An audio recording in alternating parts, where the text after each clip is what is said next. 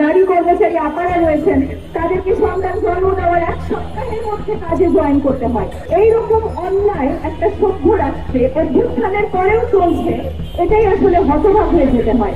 যে আমরা যেটা বুঝতে পারছি আজকে 26 দিন অতিবাহিত হয়ে যাওয়ার পরেও সরকার যেহেতু কোনো রকমের লড়ছড় আমরা দেখছি না, আমরা কেউ বুঝতে পারছি যে আপনাদের আন্দোলনটা কোন জায়গায় গিয়ে আঘাত করেছে।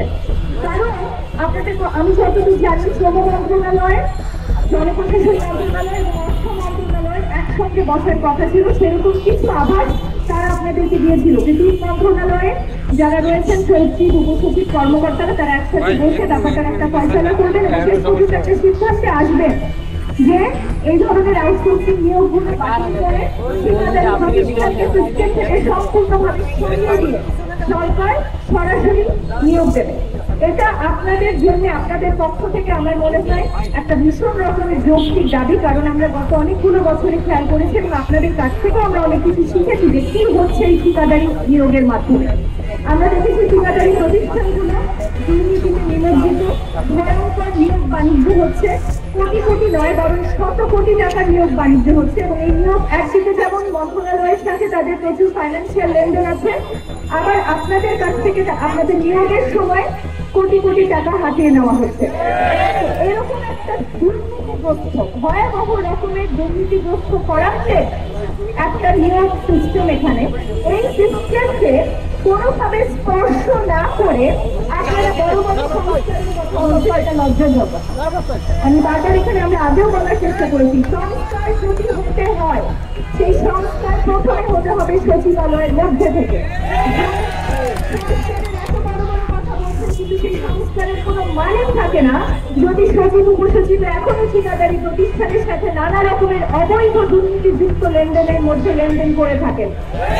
সংস্কার অর্থহীন হয়ে যায় যদি সাধারণ মানুষ, সাধারণ কর্মচারী আপনাদের মধ্যে যারা রয়েছেন তাদেরকে যদি লক্ষ লক্ষ টাকার মাধ্যমে নিয়োগ পেতে হয়, তাহলে এত বড় যে সংস্কারের গুলি আমরা শুনতে পাচ্ছি, সংবিধান সংস্কার, জনপ্রশাসন সংস্কার, দুর্নীতি সংস্কার, এগুলো অর্থহীন হয়ে যায় যদি আপনাদের মতো কর্মচারী এবং শ্রমিকদেরকে এই দুর্দশার ভিতর দিয়ে যেতে হয়।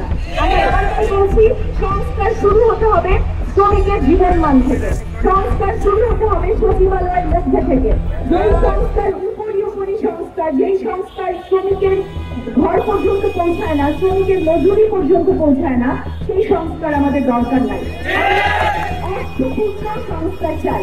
অর্থহীন সংস্কারের অনেক সংলাপ আমরা দেখতে পাচ্ছি, কিন্তু আমরা চাই সংস্কার যখন করা হবে তখন শ্রমিক ন্যায্য মজুরি পাচ্ছে কিনা, নিয়োগ পেতে হলে সে লক্ষ লক্ষ টাকা দিয়ে তাকে নিয়োগ হতে হচ্ছে কিনা, এই সমস্ত অত্যন্ত গুরুত্বপূর্ণ ইস্যুকে বাংলাদেশ থেকে আমরা হটিয়ে দিতে চাই।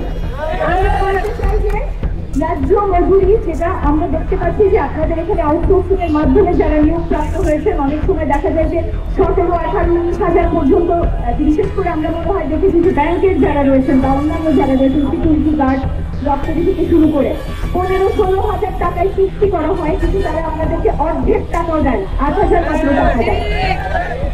এইরকম অন্যায় একটা সভ্য রাষ্ট্রে অভ্যুত্থানের পরেও চলছে, এটাই আসলে হতবাক হয়ে যেতে হয়। আমরা দেখতে পেয়েছি যেখানে যারা নারী কর্মচারী আপারা রয়েছেন তাদেরকে সন্তান জন্ম দেওয়ার 1 সপ্তাহের মধ্যে কাজে জয়েন করতে হয়। বড় নির্মমতা, এর চেয়ে বড় প্রহসন মনে হয় আর কোথাও হতে পারে না যে যেই সরকারের শ্রম আইন ইমপ্লিমেন্ট করার কথা, অর্থাৎ শ্রম আইনটা যেন ঠিকঠাক মতো পালন করা হয়, এটা দেখার কথা শ্রম মন্ত্রণালয়, অথচ এই সচিবালয়, এই সরকারের কাজেই দেখা যাচ্ছে শ্রম আইনের এরকম মারাত্মক লঙ্ঘন হচ্ছে দিনের পর দিন।